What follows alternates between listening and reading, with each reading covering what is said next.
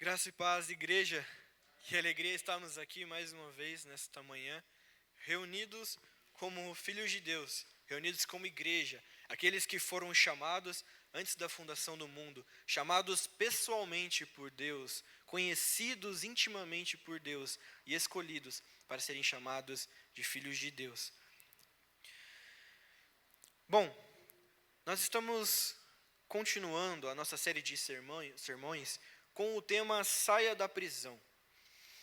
Esta série é baseada na carta de Paulo, destinada à igreja em Filipos. E o que chama a atenção, o que chama a minha atenção e de muitos teólogos nesta carta, são as contradições. Sim, as contradições. Porque Paulo escreve essa carta na prisão. Nos sermões anteriores, nós falamos sobre a prisão que Paulo enfrentou. Não era uma prisão comum, como temos hoje, com todos os direitos humanitários conquistados pela sociedade. Mas era uma prisão que, nos termos de hoje, talvez parecia mais como um cativeiro ou um calabouço, sem nenhum dos direitos humanitários conquistados nos últimos séculos. Mas mesmo estando preso e sendo perseguido, Paulo, em toda a sua carta, só sabe falar sobre uma coisa: a alegria. Ele está preso por pregar o evangelho, como nós vimos nos primeiros capítulos. Ele sofreu demais na sua viagem a Roma, aonde foi preso. Mas, ainda assim, mesmo com todas essas dificuldades, ele só sabe falar como os planos de Deus são perfeitos e muito maiores e melhores do que os seus. Essa é a contradição que encontramos na carta dos Filipenses. É um homem que foi preso, que foi humilhado, castigado, que sofreu por pregar o evangelho, por seguir o direcionamento do Senhor na sua vida. Mas mesmo assim, ele continua falando sobre alegria e falando como o Senhor está no controle de todas as coisas, mesmo em meio à prisão. Paulo estava na pior, mas de alguma forma ele conseguiu enxergar as mãos de Deus o guiando, mesmo em meio a tanto sofrimento, mesmo em meio à prisão. E de certa forma, nós também estamos presos. Talvez não fisicamente como Paulo, mas podemos estar espiritualmente aprisionados por nossos pecados, por nossos comportamentos equivocados e, consequentemente, sofrendo por isso. Qual é o nosso desafio aqui hoje, então? É aprender com Paulo, através das suas palavras de sabedoria e através do seu comportamento, como seremos libertos. E é por isso que o tema desta mensagem é Saia da Prisão. Neste momento, eu convido a igreja a ler juntamente comigo Filipenses, no capítulo 4, do versículo 1 ao 9.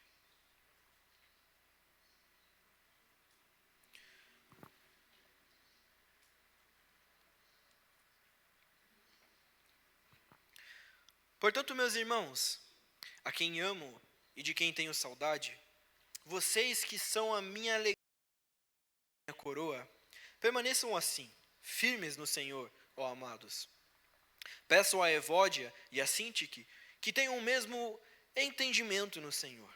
Sim, e peço a você, leal companheiro de jugo, que as ajude, pois lutaram ao meu lado na causa do Evangelho, com Clemente e com os demais cooperadores, cujos nomes estão no livro da vida. Alegrem-se sempre no Senhor. Direi novamente, alegrem-se. Que a amabilidade de vocês seja conhecida por todas as pessoas. Perto está o Senhor.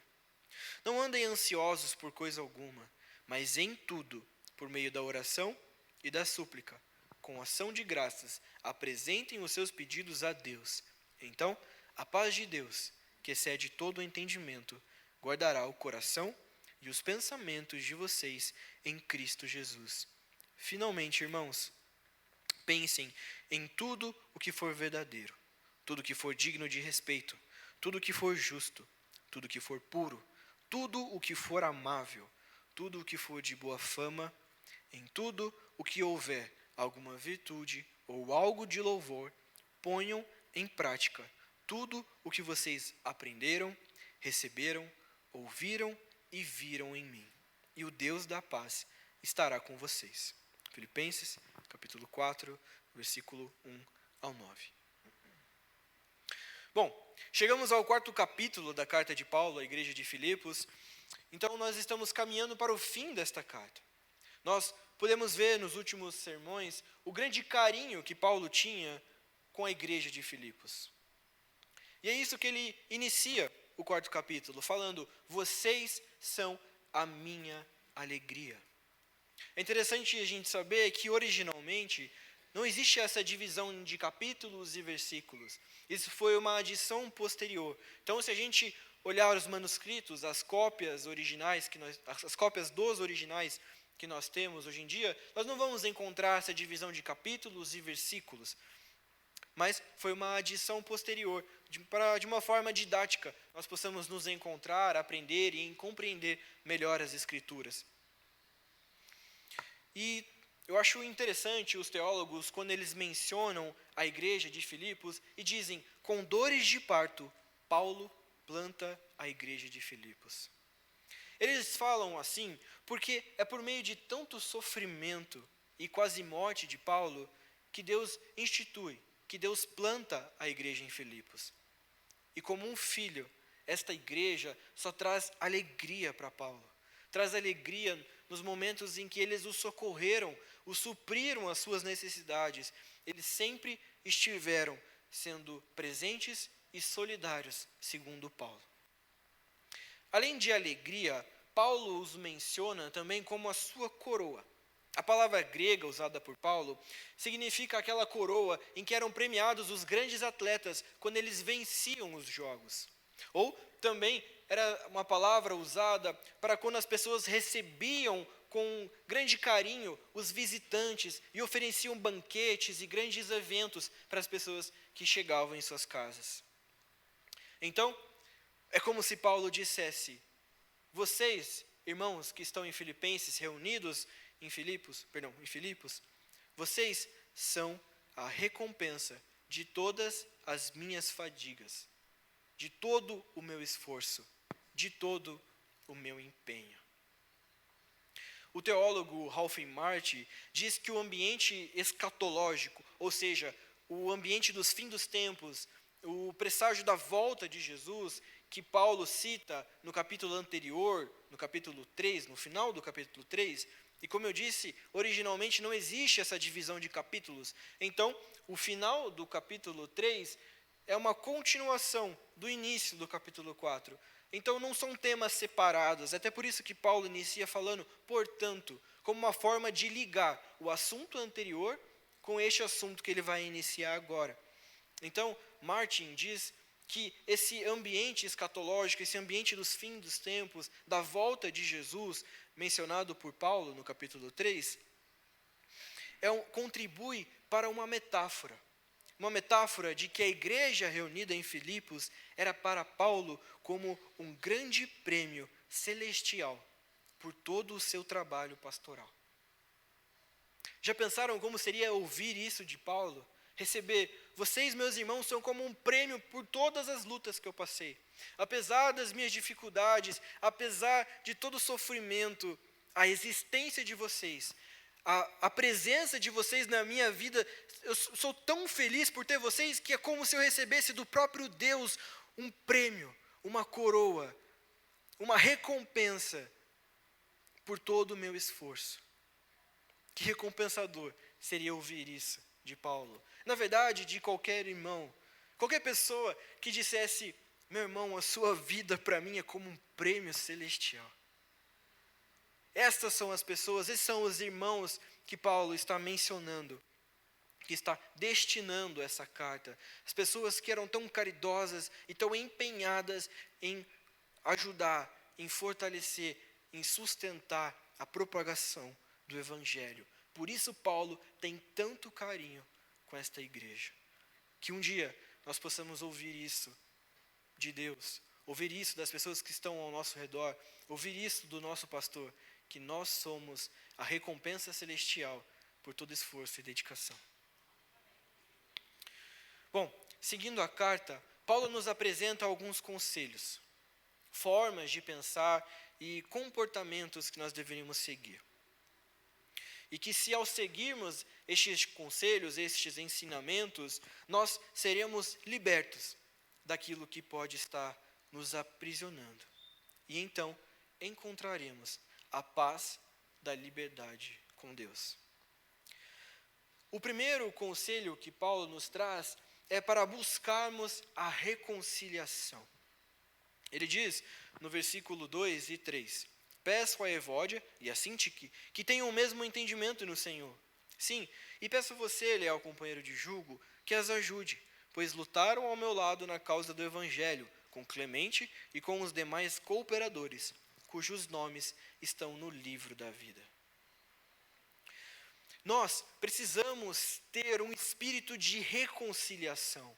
Ao invés de jogar uma pessoa contra outra, precisamos, na verdade, aproximar, não afastar as pessoas. Nós já falamos nessa série de mensagens que a igreja é como um corpo. E cada membro desse corpo deve trabalhar em harmonia, para que os demais sejam edificados. Então, um trabalha, mas todo o corpo é edificado.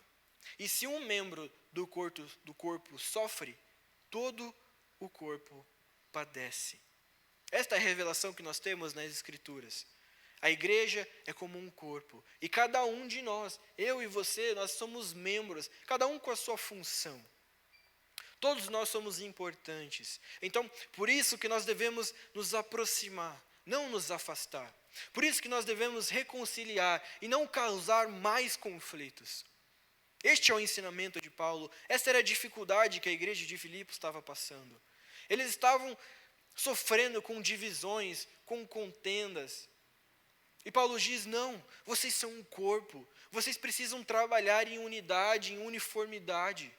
Vocês precisam ser um só. Vocês precisam ser tão alinhados que pareçam que é um só. É isso que Paulo está dizendo. Vocês precisam ser unidos, porque se um de vocês sofrerem, todo o corpo irá sofrer. Porque se um de vocês se edifica, se capacita, todo o corpo é edificado e é capacitado. Isso que nós devemos ter em mente, esse deve ser o nosso entendimento sobre igreja, que nós somos um corpo. Então, uma das nossas funções como comunidade de fé é um irmão orar, ajudar, suportar e sustentar o outro. E quando isso acontece, nós entendemos que é o próprio Deus que está nos ajudando, pois todos nós somos unidos por um só Espírito, o Espírito de Deus. Todos nós estamos seguindo o mesmo propósito, todos nós estamos seguindo o mesmo Deus. Então, quando um irmão ajuda o outro, nós conseguimos enxergar pela fé o cuidado do próprio Deus em nossas vidas. E graças a Deus, e glória a Deus, que a nossa igreja tem feito e tem exercido esse papel com maestria em ajudar, sustentar e suportar os nossos irmãos. Porque alguns têm dificuldades em certas áreas da vida, outros em outras áreas, e assim nós vamos nos ajudando mutuamente. Assim Deus vai ajudando o seu povo, porque eu tenho certeza que a mão de Deus, usando cada um de nós como instrumento para suprir as necessidades um dos outros. Nós não devemos viver, então, em desarmonia, em contenda, em desunião. Afinal, Paulo fala que o nome desses irmãos, esses que estavam sofrendo na igreja de Filipos, mesmo com toda a ira, contenda e divisão, os nomes deles estão escritos no livro da vida. Ou seja, com desavença ou não, esses serão os irmãos que estarão no céu conosco pela eternidade. O que Paulo está dizendo aqui? A vida em comunidade é um vislumbre do que viveremos no céu. E se lá nós quisermos morar, então este deve ser o nosso comportamento, sempre buscando a reconciliação. A verdade é que isso não vai ser nem um pouco fácil. A vida em comunidade não vai ser perfeita. Até porque ela é feita de pessoas. E pessoas não são perfeitas. É uma consequência bem lógica. Mas nós somos cristãos. E nós devemos seguir o ensinamento de Cristo. E Cristo não levou em consideração a nossa condição pecaminosa, a nossa condição imperfeita. Pelo contrário, Ele nos amou apesar do nosso pecado. Ele se entregou na cruz por cada um de nós. Este é o Deus que nós anunciamos. Um Deus humilde, que desfez da sua glória, que deixou o seu ego, o seu eu de lado, para reconciliar a humanidade. Porque nós não seguiremos esse legado que o Senhor nos deixou? Porque nós não deixaremos o nosso ego de lado e nos reconciliaremos com nossos irmãos? Irmãos estes que estarão no céu juntamente conosco, as mesmas pessoas. Então, que nós tenhamos este espírito de união, sempre em mente de que nós estaremos no céu como igreja. A igreja é um vislumbre, a igreja é uma pequena amostra, é um presente gracioso de Deus, de como será a eternidade. Nós reunidos aqui, somos um pequeno ensaio do que viveremos na eternidade. Então, nas dificuldades de união, nas dificuldades durante os conflitos, que nós sempre nos lembremos disso, que nós somos uma igreja, que nós somos um corpo, e cada membro tem a sua função. Cada membro tem o seu papel, e se um desses membros sofre, todo o corpo irá sofrer. Então, por isso que nós devemos cuidar um dos outros. E a frase que fica é que ninguém pode estar em paz com Deus e em desavença com os seus irmãos. Seguindo para o segundo conselho de Paulo, ele nos diz: tenham uma alegria que contagia. Versículo 4 e 5, ele nos diz: alegrem-se sempre no Senhor. Direi novamente, alegrem-se. Que a amabilidade de vocês seja conhecida por todas as pessoas. Perto está o Senhor. Aqui, Paulo reafirma a ideia que eu comentei de que nós estamos sendo vistos. E o termo cristão é um termo criado para ser um termo pejorativo, ruim, que significa pequenos cristos ou cristãozinhos. Então, esse termo tem a ideia de nos humilhar. Mas, mesmo sem entender, sem compreender, com esse tom de zombaria, o mundo percebe que o nosso objetivo é sermos imitadores de Cristo. Nós estamos sendo vistos como igreja. Nós estamos vistos como aqueles que devem ser imitadores de Cristo. Nós devemos seguir o seu exemplo. Nós devemos seguir os seus ensinamentos, porque a igreja é vista como os imitadores de Cristo. Nós anunciamos um Deus que se humilhou, que se entregou para conciliar a humanidade. Então, nós devemos ser assim também. Nós devemos praticar aquilo que nós acreditamos, aquilo que nós divulgamos sobre Deus. A nossa vida é o nosso maior testemunho. Alegrem-se sempre no Senhor. Direi novamente, alegrem-se. É isso que diz o homem que foi humilhado, o homem que sofreu, o homem que padeceu.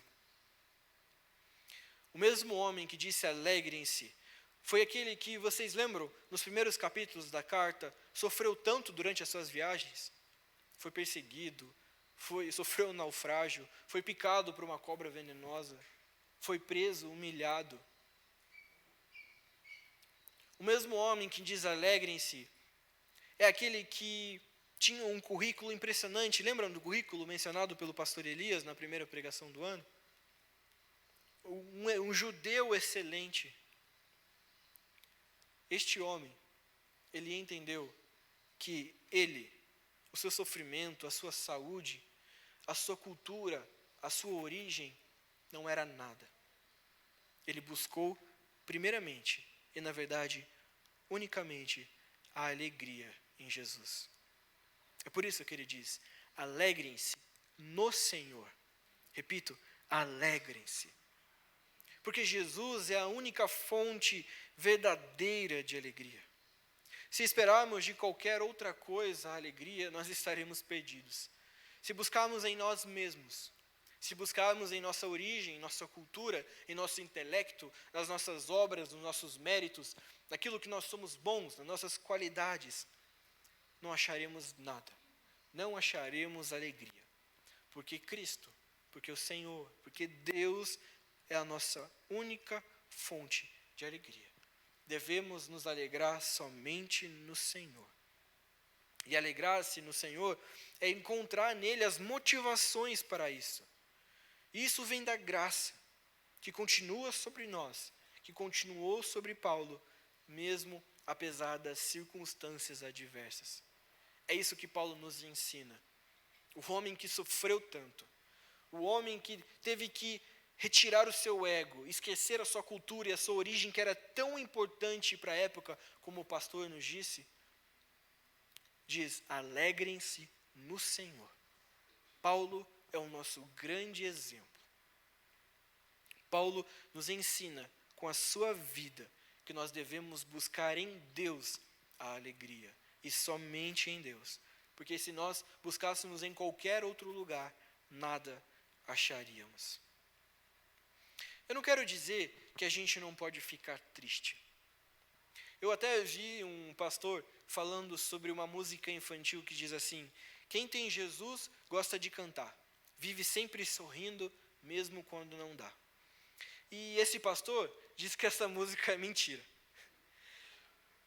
Ele diz que quem ri quando não dá é louco. É o Coringa do filme da DC. Então, de acordo com ele, isso é mentira. E realmente, né? A gente ri quando a gente tem que rir. E a gente chora quando a gente tem que chorar. Até Deus mesmo chorou. Aquele que é a plenitude, aquele que é pleno em alegria, aquele que não só possui alegria, mas é a fonte de alegria, se entristeceu profundamente em Jesus, no jardim do Getsêmani. Ele encarou a morte, que era o motivo do seu sofrimento, para nos trazer a alegria real. O que aprendemos com Jesus no Getsêmani, que apesar que ainda haja tristeza em nossa vida, ela é passageira.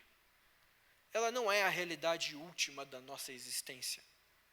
Existe um limite para o sofrimento.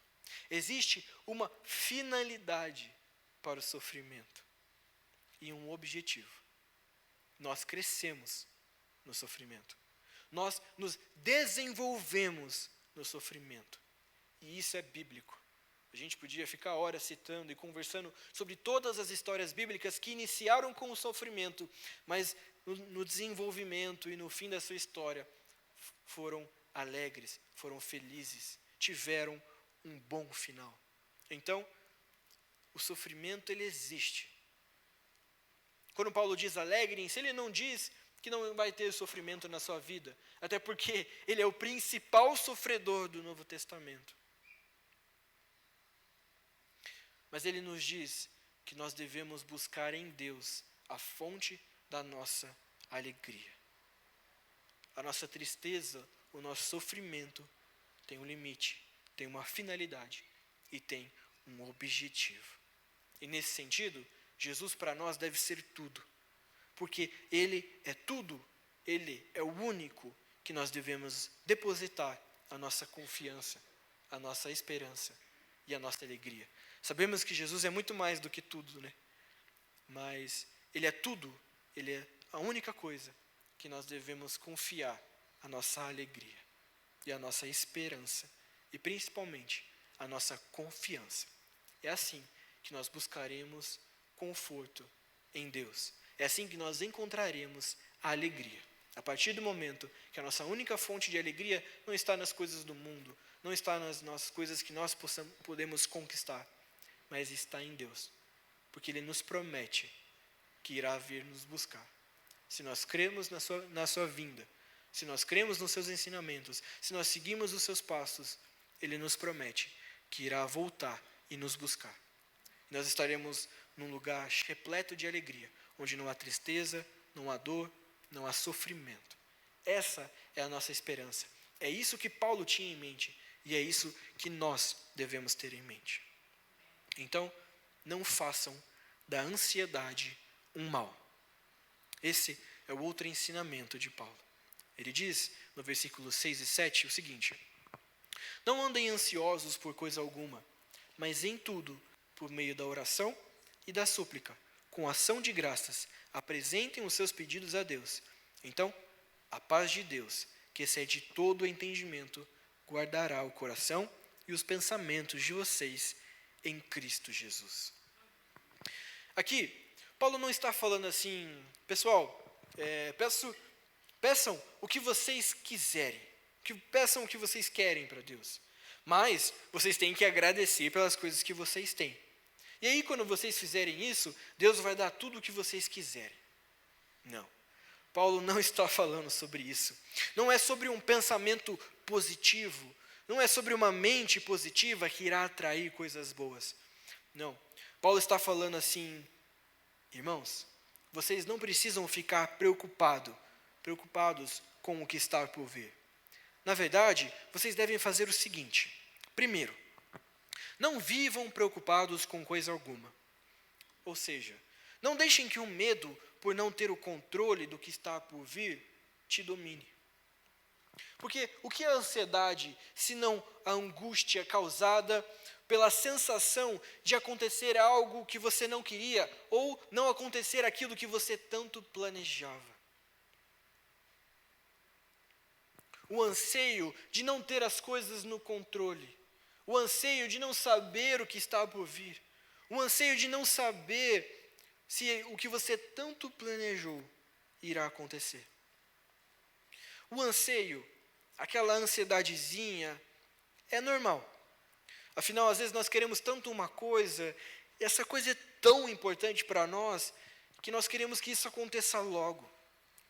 Mas o medo do que está por vir precisa te levar mais perto do Senhor e não te afastar, te fazer desacreditar em Deus ou querer confiar em si mesmo.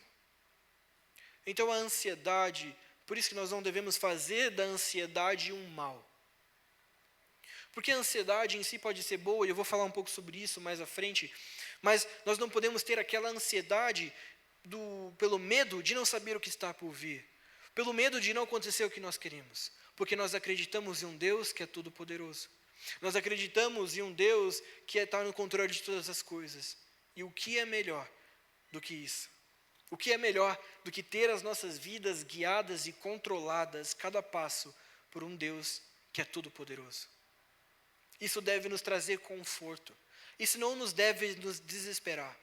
Às vezes, nós ficamos aflitos porque nós achamos que nós devemos conquistar as coisas com nossos próprios esforços e méritos. Mas nós somos filhos de Deus. E nós devemos descansar e confiar nos teus caminhos. Porque Ele está cuidando de nós. Ele prometeu que iria cuidar de nós. E mesmo que não pareça, Ele está cuidando. Ele sabe o que é melhor. Mesmo diante das dificuldades, Deus está nos cuidando. Assim como um bom pastor cuida das suas ovelhas e sabe o que é melhor para as suas ovelhas.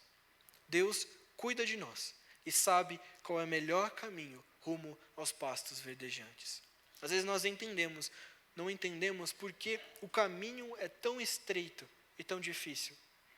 Mas Deus sabe que este é o único caminho em que nós encontraremos refúgio e alívio, como diz o salmista.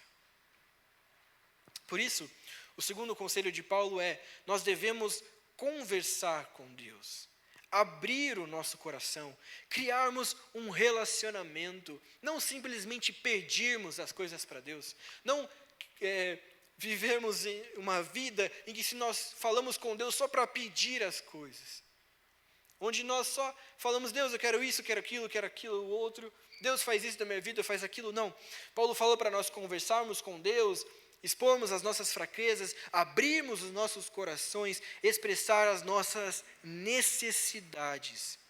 E isso é muito interessante. necessidades, aquilo que nós realmente precisamos. E assim, nós criaremos um relacionamento com Deus. Não somente um sistema de barganha, onde eu faço isso para ter em troca aquilo. Não, nós devemos crer em um Deus que se relaciona conosco. É isso que Jesus veio fazer ao mundo. Na criação, no início de tudo, Deus se relacionava com o homem, Deus ia ao encontro do homem todas as tardes para conversar, para terem um relacionamento. O pecado rompeu esse relacionamento. E o que Jesus veio fazer? Restaurar este relacionamento. É isso que a religião significa. No latim, religião é religare, ou seja, religar. Então, Jesus veio ao mundo para religar o relacionamento do homem com Deus. O nosso relacionamento com Deus.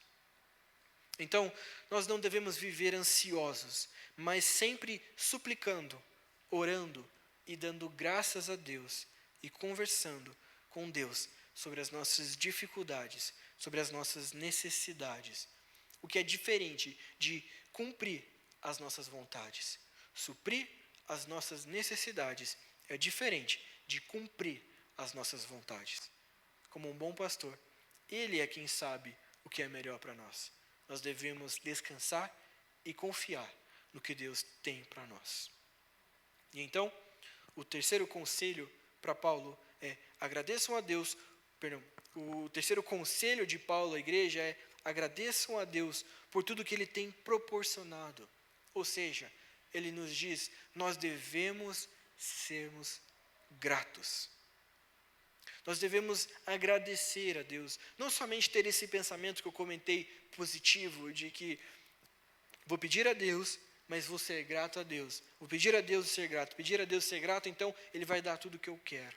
Não, Paulo está falando, converse com Deus, crie um relacionamento com Deus, expresse as suas necessidades, desabafe com o Senhor. Ele é o seu Pai que está no céu. Tenha um relacionamento com Ele. E então, seja grato por tudo que Ele tenha dado, por tudo que Ele tem te dado. E aí, sabe o que vai acontecer? Você vai experimentar a paz de ter um Deus todo-poderoso cuidando das suas necessidades. Mais uma vez, necessidades, aquilo que nós realmente precisamos. Paulo também diz que essa paz não é qualquer um que entende. Ela excede todo o entendimento. Ou seja, não vai ser só sombra e água fresca. Mas fique tranquilo. Ao começar esses passos, Deus irá transformar a sua mente, para que você possa pensar somente naquilo que é da vontade do Senhor, para que você possa se livrar das ansiedades causadas na sua mente. E Deus também irá renovar o seu coração, para que você não deseje aquilo que seja além da sua necessidade. Então, ao seguirmos esses 3 passos, nós teremos as nossas mentes renovadas, estaremos livres de toda ansiedade, porque nós aprendemos a confiar e descansar num Deus Todo-Poderoso.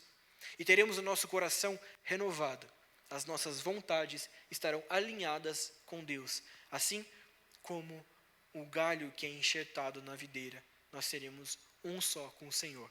A partir do momento que nós entregamos as nossas vidas, as nossas ansiedades, as nossas dificuldades na mão do Senhor.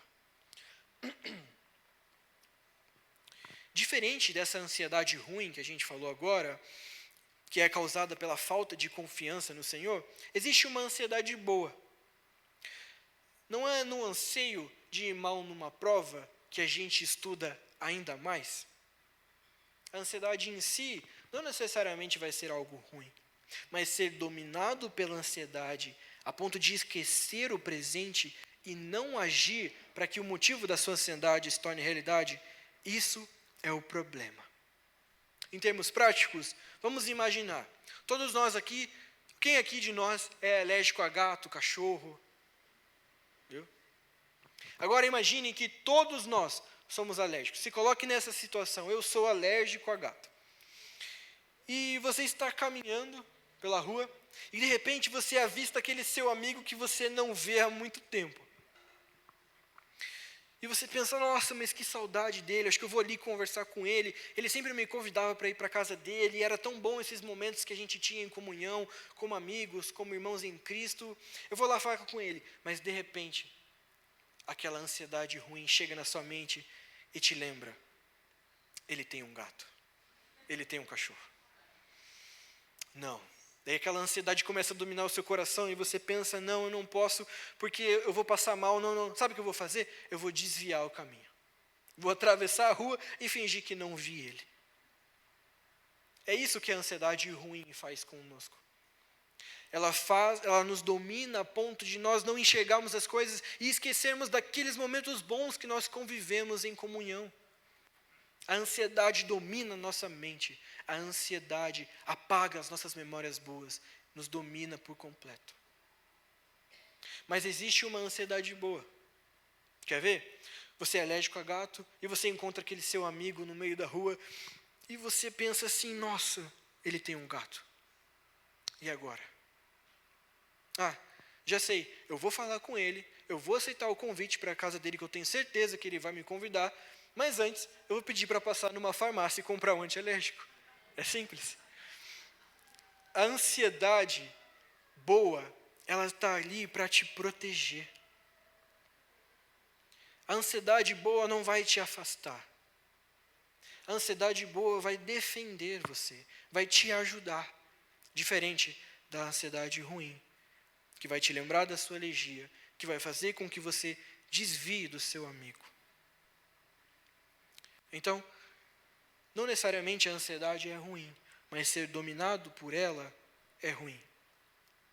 A ansiedade boa vai te livrar de um mal, vai te livrar de ir mal em uma prova, vai te proteger da sua alergia. Mas a ansiedade ruim vai te aprisionar. E lembre-se, Cristo é Senhor sobre todas as coisas.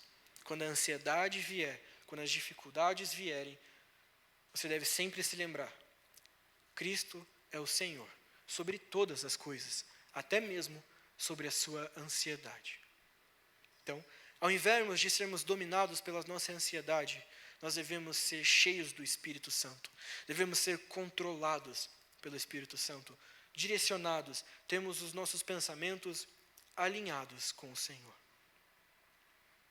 Concluindo o capítulo 4, Paulo nos diz, finalmente, irmãos, pensem em tudo o que é bom, tudo o que for verdadeiro, tudo o que for digno de respeito, tudo o que for justo, tudo o que for puro, tudo o que for amável, tudo o que for de boa fama.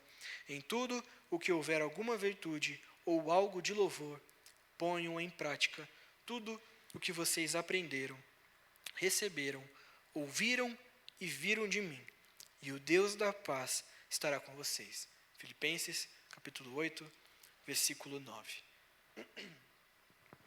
Cristo não ordenou só que aprendêssemos. Cristo não mandou só para aprendermos. Cristo também nos pediu para obedecer. A vida, a morte na cruz e a ressurreição precisam nos levar à obediência, a conhecer Jesus, a ponto de que eu o imite em tudo. E assim, como Paulo nos diz, podemos ficar tranquilos, porque aquele que toda a plenitude reside, estará conosco, sempre nos lembrando que a tristeza, que a ansiedade tem fim e finalidade. Em um determinado dia, em um determinado tempo, ela vai acabar. Haverá um dia que estas coisas deixarão de nos afastar. A paz de Deus estará conosco. Haverá um dia onde Cristo virá nos buscar. E nós subiremos juntamente com Ele aos céus, com corpos glorificados, semelhante ao dele. E nós, finalmente, estaremos livres de todo medo, toda preocupação, toda ansiedade e toda dificuldade. Então, haverá um dia que essas coisas deixarão de nos afetar, e a paz de Deus vai estar conosco.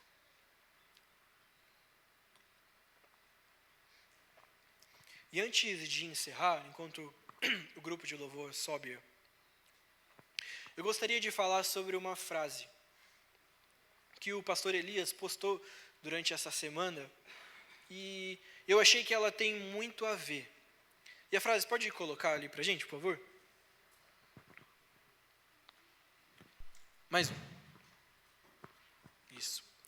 A frase é de Charles Spurgeon, e ele diz: Deus usa pessoas que falham, porque não há outro tipo de pessoas que Ele pode usar. Quando eu fazia essa pregação, eu lembrei desta frase. E eu lembrei desta frase porque muitos desses ensinamentos citados por Paulo falaram antes comigo. Porque antes de escrever as palavras, este ensinamento falou ao meu coração. Não falou ao meu coração no sentido sentir de Deus de falar essa coisa para a igreja, mas falou ao meu coração porque me confrontou. Então, o que eu entendi é que, na verdade, a pregação, ela fala primeiro ao pregador e depois para as pessoas. Não é isso que Paulo fala? Que ele é o pior dos pecadores? Porque quando Deus usa ele como instrumento para falar às pessoas, para construir e plantar igrejas em toda a Europa, na época da igreja primitiva, quando Deus usava como instrumento para ensinar a igreja e dar esses ensinamentos tão sábios, ele se lembrava da sua vida de pecado. Ele se lembrava dos cristãos que ele perseguiu, que ele prendeu e que ele levou até a morte. O pecado de Paulo o confronta. E por isso ele diz: eu falo todas essas coisas para vocês, mas eu sou o pior dos pecadores. E o que eu quero dizer com isso é que eu, o pastor Elias, ou qualquer outra pessoa que suba neste púlpito para pregar, não são perfeitos. E muito pelo contrário, nós somos os piores dos pecadores.